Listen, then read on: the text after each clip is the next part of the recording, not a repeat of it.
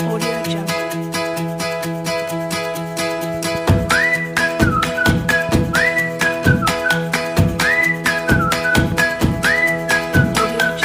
Assalamualaikum warahmatullahi wabarakatuh. Waalaikumsalam warahmatullahi wabarakatuh.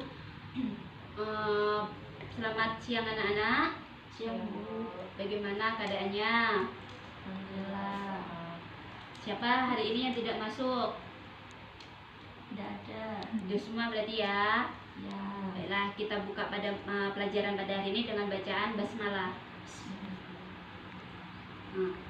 Baiklah, pada siang hari ini kita akan membahas tentang jihad. Pasti kalian sudah pernah sering dengar dengan kata-kata jihad lah ya. Di sini Bu akan membagikan LKS buat kalian dibaca-baca. Jihad itu apa sih? Jihad itu ada dua. Yang pertama itu secara bahasa dan secara istilah.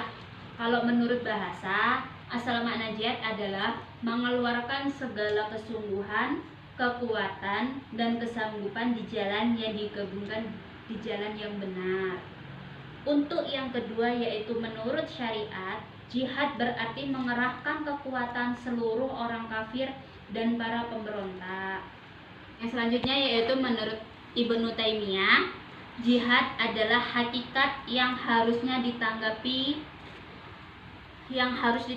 dengan penuh dapat untuk menghasilkan sesuatu yang diridhoi Allah, terdiri dari amal soleh, keimanan, dan ganti sesuatu yang dimurkai Allah, membentuk kekafiran, kefasikan, dan kedurhakaan.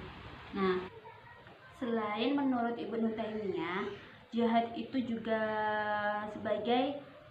bukanlah perang apapun dan dimanapun yang dilakukan muslim untuk mendapatkan kekuasaan, ketenaran, harta, dan kekayaan. Jihad adalah abstrak noun atau masdar dalam bahasa Arab yang asal katanya yaitu jahada, yang berarti berjuang dan berusaha keras. Jihad dalam konteks keislaman adalah melawan kecenderungan jahat dalam diri sendiri seperti malas, dengki, dan lain sebagainya.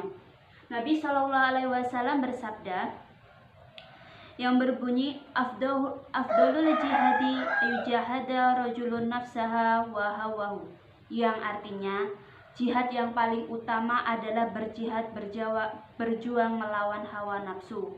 Ibnu Najjar dari Abu Dzar, yang artinya di sini jihad yang paling utama itu bukanlah perang ataupun melawan musuh, bukan, tapi jihad yang paling utama yaitu melawan hawa nafsu. Karena jika kita tidak bisa melawan hawa nafsu, kita akan terjerumus ke jalan yang tidak benar.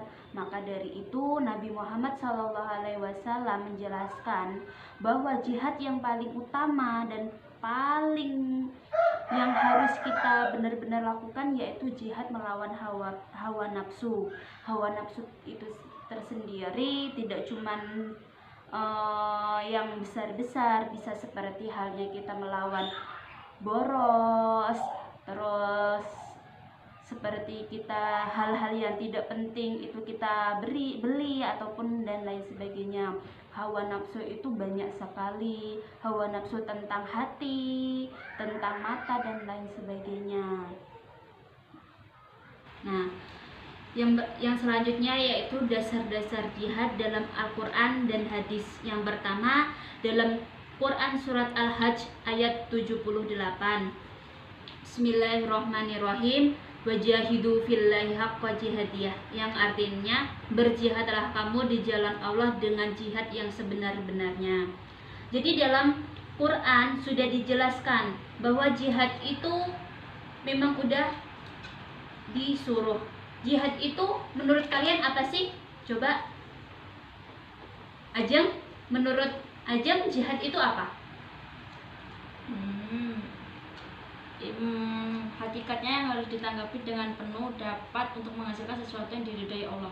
Nah, jihad itu kalau dulu pada zamannya Rasulullah, jihad itu perang itu melawan musuh. Kalau untuk kita saat ini, jihad itu tidak perlu perang.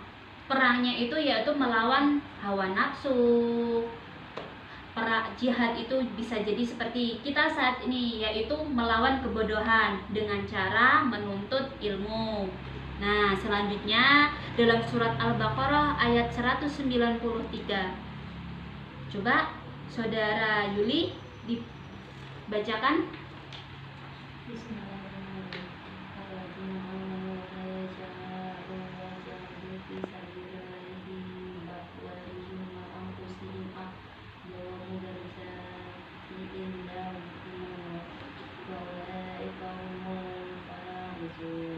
Artinya orang-orang yang beriman dan berhijrah serta berjihad di jalan Allah dengan harta benda dan diri mereka adalah lebih tinggi derajatnya di sisi Allah, dan itulah orang-orang yang mendapat kemenangan.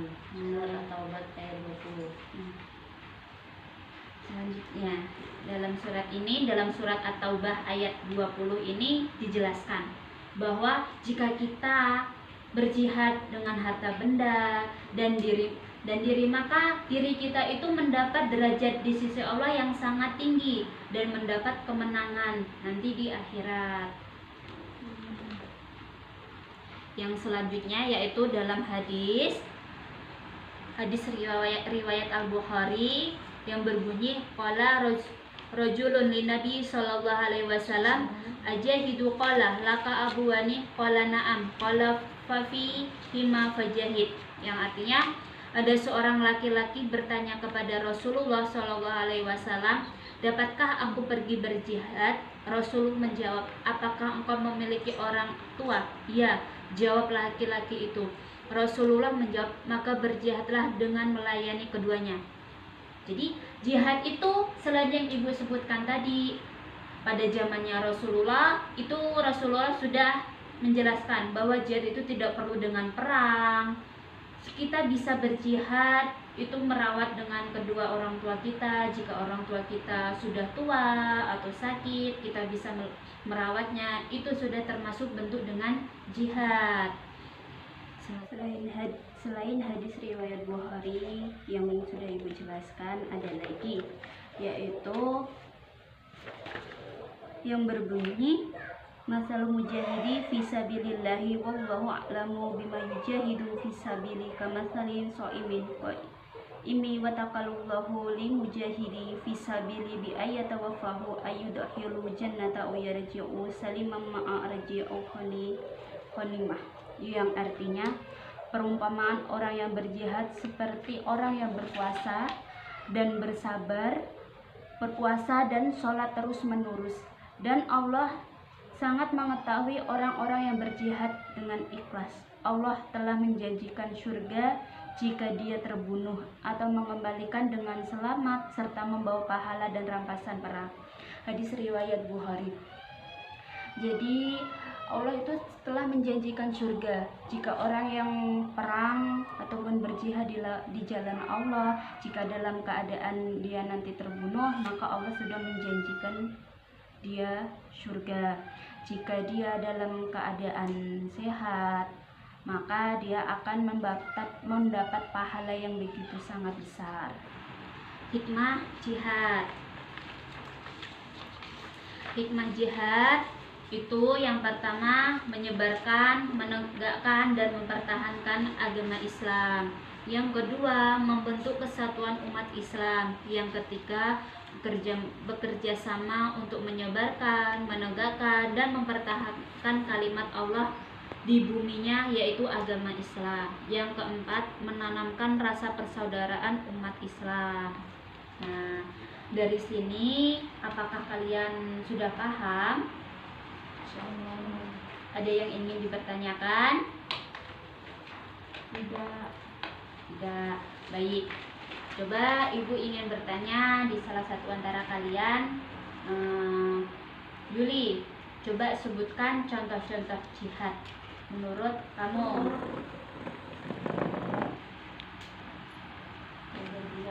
Contoh jihad itu antara lain menuntut ilmu, menuntut ilmu di jalan terus merawat orang tua yang sedang sakit atau sudah tua, terus yang sekarang lagi viral itu tenaga medis yang merawat pasien. Jika para dokter, dokter, perawat dia merawat orang sakit itu dia mati. Nah itu dia matinya mati sakit. Ya, setelah menurut Ibu kalian sudah paham semua, maka kita akhiri mata pelajaran pada hari ini dengan bacaan hamdalah. Ibu mohon maaf apabila ada kesalahan dan Ibu mohon ampun kepada Allah. Ibu akhiri, wassalamualaikum warahmatullahi wabarakatuh. Waalaikumsalam warahmatullahi wabarakatuh. Audio Jungle.